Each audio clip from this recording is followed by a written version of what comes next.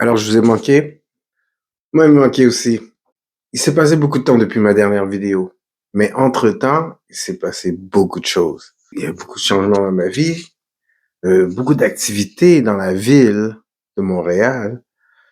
J'espère que vous avez eu la chance de participer aux événements que j'ai annoncés dans ma dernière vidéo. Et j'espère que vous avez pu essayer le tutoriel pour travailler votre freestyle dans ma vidéo précédente. Ce que je veux partager avec vous aujourd'hui, en fait, c'est ma première vidéo que j'ai filmée dans le projet Real Mars.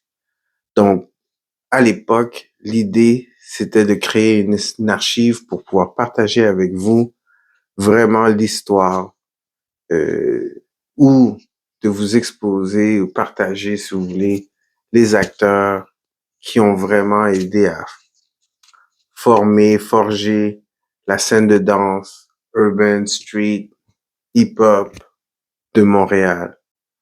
Parce que ce qu'on voit à la télévision avec toutes nos émissions, Révolution, Gagner pour danser, Canadian, Best Dance Crew, et tout ça, il y a eu des danseurs, il y a eu des formateurs en arrière de ces danseurs québécois qu'on a vus performer un peu partout dans le monde. Donc, à l'aide de ma chaîne, je vais essayer de partager avec vous un petit peu ce qu'on a vécu à l'époque et comment la scène était. Donc, ça va vous donner un petit peu une image de comment on s'est rendu jusqu'en 2025 avec la qualité de danseurs qu'on voit à la télévision présentement. Première vidéo, que je vais présenter, c'est vraiment la première série Héritage que j'ai appelé, où on va rencontrer deux grands acteurs de la danse urbaine à Montréal, c'est-à-dire Angelo Ameur et Shauna Roberts. Bien sûr, moi, je suis là avec eux. Donc, vous allez un peu voir comment on s'est rencontrés. Ça va être un petit peu un petit documentaire, une petite série documentaire. La vidéo va être en plusieurs parties parce qu'en fait, ce que je veux faire, c'est vraiment exposer le maximum d'informations. Puis éventuellement, on va peut-être créer des podcasts à partir de ces rencontres. Mais vous allez pouvoir avoir l'intégralité de notre discussion. Donc, cette rencontre-là a duré 3 heures. Mais je vais la découper en différentes parties. Donc, aujourd'hui, vous allez avoir la partie numéro 1. Et vous allez voir un peu l'évolution, malgré que j'ai probablement moins de 5 vidéos en ligne au moment où vous allez voir ceci. Quand j'ai commencé ça, ça fait pratiquement 1 an qu'on a filmé ça. Donc, vous allez voir un petit peu l'évolution et même moi aussi, ça me permet de voir un peu comment l'expérience de faire ce genre de projet-là, ça apporte. Attachez vos ceintures. N'hésitez pas de lâcher un like, cliquez sur la cloche pour les notifications et de vous abonner. Enjoy. So basically what... So when you ask that question, I don't really understand how... Well, it's not really... It's more like a topic. Yeah. We want, And you can talk about how you how you got into hip-hop or what,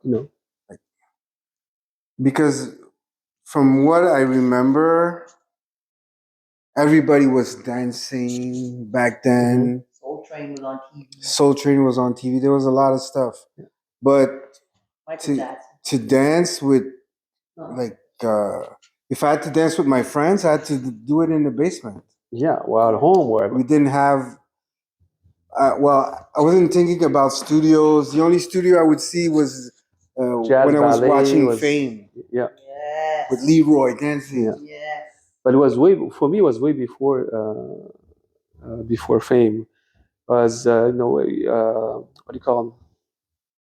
When James Brown started becoming famous, and his song would play all the time on the radio, that kind of sound attracted me, wanted to make me dance. And you know how James Brown is. Like, he's very hype, and you want to move. He makes you want to move. And I used to just play around, just dance. I don't even know if I was really dancing, the right way, but for me, it felt good.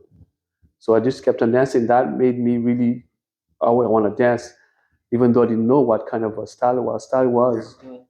And when you see James Brown perform, I was like, oh my God, I can do all that. But I think, like, culturally, people around us would dance. Would Yeah, my dad, my mom would party to the elders' party with somebody's birthday or baptism and a wedding or Christmas. But the difference of me, sorry to cut you off, that when I was in Madagascar, when I was born there, I mean, we had to be part of the folkloric dancing. Okay.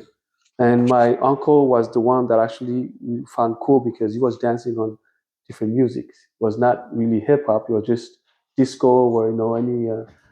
And I was amazed by that, but we were not allowed. The kids or the kids, because we were pushed to do folkloric dancing. That's what actually represents. Okay.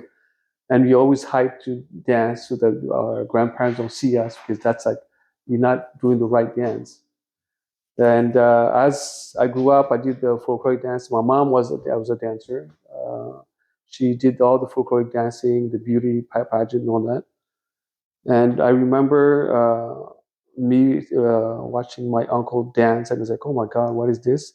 And from what I remember, if I compare it to now, it was not really any style. It was just like the dancing, the music makes them move. Yeah. It was not called hip hop or jazz, whatever. We were just dancing.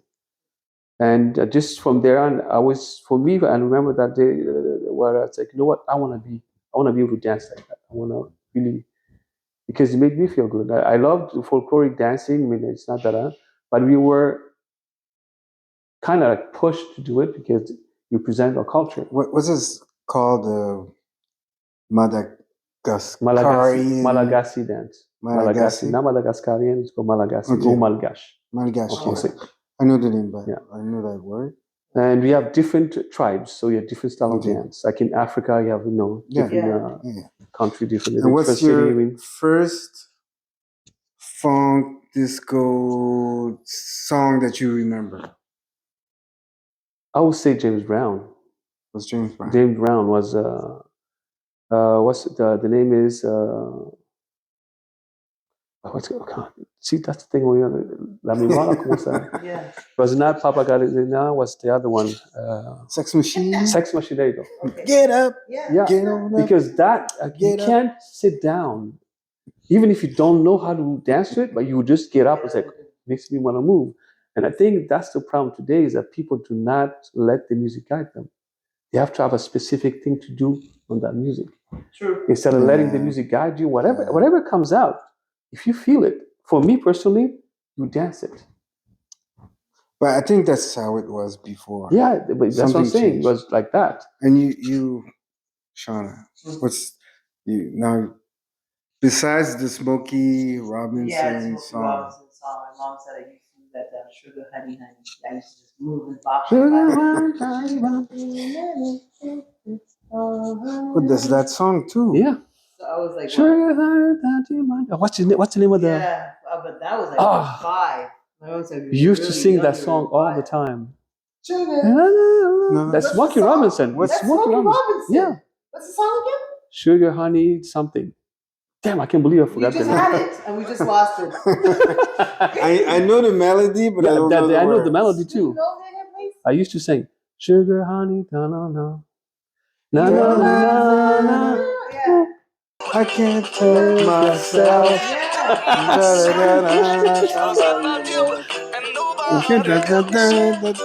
Yeah.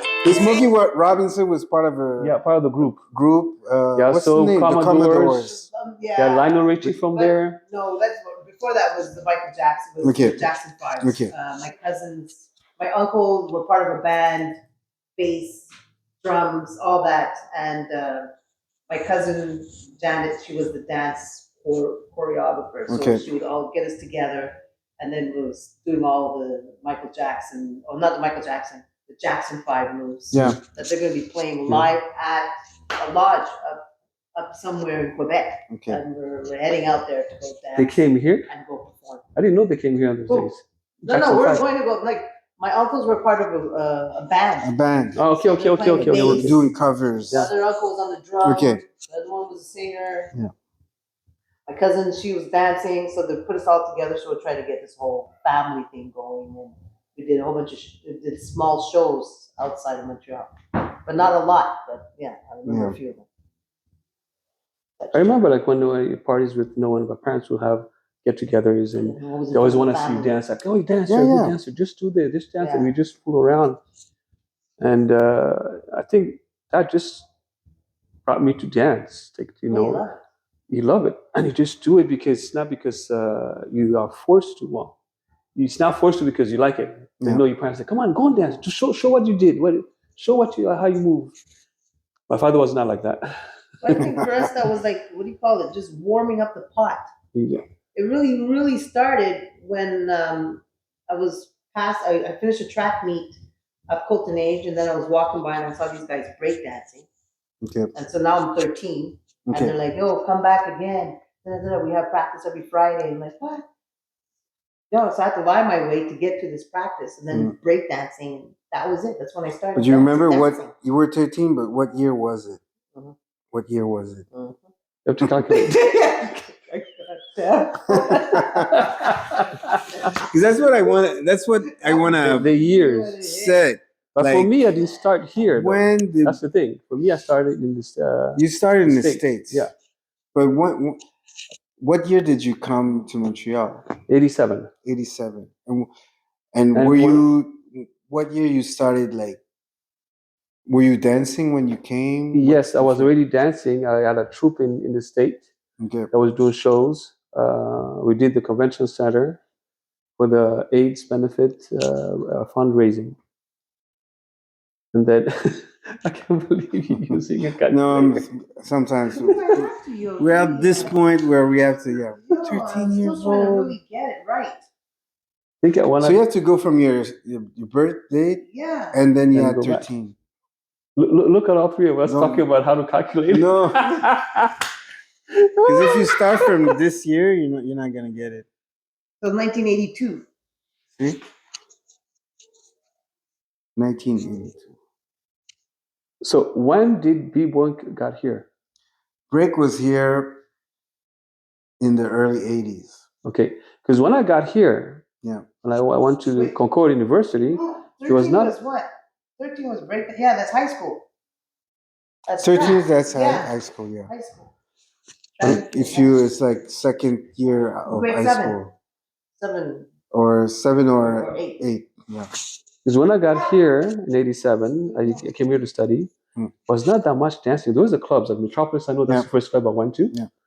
But there was not a lot of hip hop. There was no hip hop actually. People were just dancing, but there was no hip hop. When hip hop music would play, they would just move a step touch, or you just So for me, it was like okay, and I would always dance on my corner because I didn't know anyone. Yeah. So I just take a little space in the corner. I would dance, and then people would go like, "Oh my god!" and they start, making a circle and become a cipher. But it was not my intention. And people was like, "Oh," and the more I got there, almost every weekend I went. People was like, "Oh, you're the dancer." It's like, oh, okay, I got a name, and that's how people got to know me. And that's how I got to know different people. Okay, so that's how you started. That I started here. I was 19, 18, 19, no, 19, 1920, 1987? 87, yeah. Yeah. So, because for us at 80, from what I remember here in 80, 83, 84, breakdance started dying out here. People weren't dancing. But hip hop was not here. Hip hop dance. No, I don't. It was like for them, and this really what really traumatized me is that they would call it funky dance. It's like, but funky is not a dance style. First was because now we're talking about not Per Paul Jr., Per Paul, his dad. Yeah. He was doing that kick shit. He was dance. Mhm. Boom, boom, boom, boom, boom, boom. Yeah, part of like house that now. shuffle. Yeah, which is Yeah, part of this, okay, shuffle. I don't even know now. Yes. You used to shuffle Yeah. before Yeah. they came out with shuffle. yeah. So But- that's the type of dance that they were doing then. Remember that, like, Yeah, you it's get more the like the twist on Charleston. that feet. It's like the Charleston. Yeah, but with a funky Yeah. hit on that. Because that was all Michael Jackson moves. I can't say Michael Jackson, the Jackson 5s. Yeah, But- the type of moves they would They would do in incorporate in their which routines. is also All the the dance time. that would all the Motown. Yeah, and then Era you have to break used. your neck. Yeah. You know that move, Yeah. you're like, Yeah, like what we would see on Soul Yeah, on on Soul Soul Train, Train. Solid Gold. But me, I Turn. followed Soul Train since I was in the States. I was young, but I mean, it's as soon as he aired it. The first time I saw it, first thing I saw first was American Bandstand, which is Yeah. and what do you call that? It's not a series. I would say that it's not It's a variety it's a show. that every Yeah. week You would have. have it. Okay, did I come up before Soul Train? American It's Bandstand? about no, yeah. I think that came before a little bit before. Probably, we would have to research Yeah, that. you have to research that, but But when I got in touch with it later. Yeah, because Soul once- Train was probably the first show. But once when I saw Soul Train, I forgot all those things. For me, it was just Soul Train, Yeah, and watching the my dance. dream was to be on Soul Train. Yeah, everybody's Wow. dream. It's like I wanted to get there, but my dad was against me dancing. That's like a no. So forget about that. And I was too young to travel to go anywhere. But I used to hide, like as soon as my dad would leave, I'll go try Wow. to see where I can see the Soul Train. My mom loves dance. She's a dancer. She used to be a dancer, so and she will always like. I said, don't tell dad. Okay, don't tell dad. Wow. But the thing is, I know is that she ends up telling my dad. She says, "I always told you that I will never lie to him." It's like he knows, but I told him like that's his thing. I didn't, he's young. She told me that later on when I grew up. It's like you say especially this is the topic, but when we used to sneak out to go to clubs or to go to parties, Yeah. and then you come back and you think they don't know. They always. My parents always say we never slept until I came back. We didn't tell because you didn't want it to. But it says we wait like we don't sleep until, especially my dad, he would not sleep until like he sees he's in bed. Yeah, he's safe. And that's why we don't see as kids like, oh, I made it. They didn't realize it. They know everything. They knew. Yeah. Because they've been there before. Yeah. You know what I mean? And this is about the kids today. Like it's like, I know how to do to make it without them. No, but we know. Yeah, they knew. Yeah. I don't even know if they knew from me. I don't even know. I really have to ask them. You can't. I mean, I was going all the way downtown.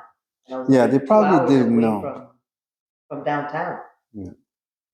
So looking at a bus and then metro and then party and then how old were you? Get your ride back. How old were you? No, 17. 17. That's good because you're 17. It's Yeah. not like you're 13 doing that. Still West Island on my parents. Yes. Where was My dad's it? like, well, I have to be home. To the level of being strict was be home before the sun goes home. Mm. So we're not even talking about full dark. That's when you just have a slight gray. You know what I mean? The Yeah. sun's Yeah. gone, but it's still bright outside, but it's not bright sun bright. Mm. You have to be home before the sun goes in. The sun is not. If you can't see the sun in the sky, and You're too coming late. home, you're in trouble. Wow. Yeah. But for me, I was in the state that got to a strict rule for my father. Like you can't go. You have a certain time you have to be back. And when I hit 18, which is you're above being a teen, and with my best friend. The reason I would think why he let me go because he trusted my best friend. They always come and all that. So But the question I have for you is like 18. This was where DC still? yeah, in Bethesda, yeah. Isn't that like an American Yeah. age is 21? 21 21, to but drink. Or, to drink. Okay. I think you could go to. There's a party or bar there's or a. whatever, but you can't drink. But we didn't drink anyway. They hated drink, so we Yeah. never drank. We just went there to dance. Mm. And we used to go. We did the Apollo night. Mhm. That was exciting, stressful, but we did it. We didn't get booed. That was the main thing. Wow. It doesn't matter if you don't win; it's okay, but you don't want to get booed. Okay. And people loved it. Cool, you're on And, the Apollo show. Yeah, So Was it the Apollo, New York? Yeah, the Apollo show. Okay. And Apollo Theater.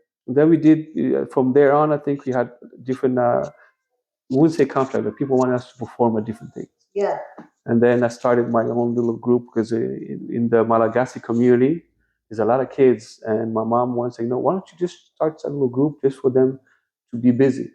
So I started, taking care of teaching them certain things at the dance and all that. I did b-boying. I was 17 when I started teaching at the age of 17. Yeah. Even before that, just at 17 was like I wanted to create something. Choreography, yeah. So we did different shows with the group, and it was supposed to be just for the Independence Day of our country, which is 26th of June. Okay. And then everybody loved it, and then costumes, your mom. Yes. So everybody loved it. So everybody wanted to do. Okay, you know what? Let's do this again, because people asked us to perform a different thing. And of course, what I didn't like about it is that they were very demanding. Now they want us to be like, And for me, it was like, no, I will do this for fun. Yeah. So that just annoyed the hell out of me. And it's like, okay, but this becomes a chore now. It's not, I don't want to chore. I want to have fun doing it. Yeah. And all the kids were the same thing. We want to have fun. We don't, because then the parents, parents and then the committee start getting involved in it. So it's like, okay, you have to do this at this time. It's like, be professional. Yes, but we didn't want to be professional. We had to have fun. Yeah. But it helped me, yes. Yeah, exactly. And actually, that's what actually made people know who I was. And for me, I never done that before. And say, oh, he's the dancer. I always say, the dancer, that's the dancer. Especially when I came here, because people didn't know me. Yeah. And they always call me the dancer. Oh, that's the dancer, like in Metropolis. And I think within a year and a half, 2 years, most of the bouncer knew me from the club, because I would try to find different clubs. That's in DC? Or here, when I got here. But in DC, I couldn't, because I was not allowed to, first of all. So, he said, yeah, your son is,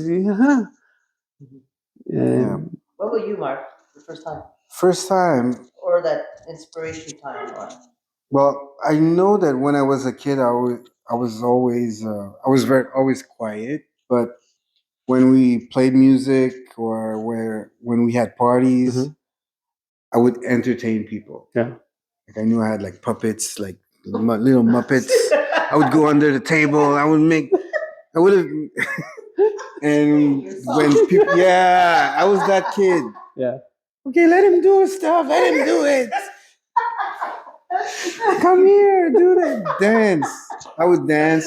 I know at parties when the music where disco songs would play, I know my mom would take my hand and we would dance together. Yeah. Me, I remember Earth, Wind and Fire. I remember Soul Train. Yeah. I remember listening to disco a lot. And my father, musician, was playing a lot of. But he also was covering a lot of funk tracks that I'm discovering now, because I remember I'm taking my phone and I'm sing the song and they come up, so I put them in I use them in my classes now. But I was probably 5, 6, and probably what got me. The funny thing is that my dad was a musician, so he was okay with it. Yeah. And I remember him, and I remember the street. Probably I'm gonna shoot the street. Go on the street and say, "This is where I was introduced." He said, "Look at that kid. He's doing the robot. Look at him." And that guy was doing the robot, but it was like the old school robot, like James Brown, Jackson. And is he okay? I remember when I was in the States with my friends at 18, we would go to clubs. We would go to DC. And that was rough, because we went to a club with all black clubs, but not the safest. Yeah. Southeast. And we was like, okay, let's go. When you're young, you want to try, because that's where the underground shit happens, right? Yeah. So you want to go and see, you want to discover. When you start really understanding what hip hop was, then you want to see the underground stuff, because that's when you get the best. Well, like you were living where when you first came here? Was not the West Island? No, the first time I came here, I was in next to Concordia, because I was going to Concordia. Okay. So I remember it's like it's downtown. Rue Saint-Mathieu et Sainte-Catherine. Sainte-Catherine. Yeah. Wow. And the funny thing is, when I went there, I got robbed. I came back home, everything was empty. Wow. And I'm sure that the landlord has something to do with it. The police came, everything, for investigation, but nothing ever come out of it. So I had to move out.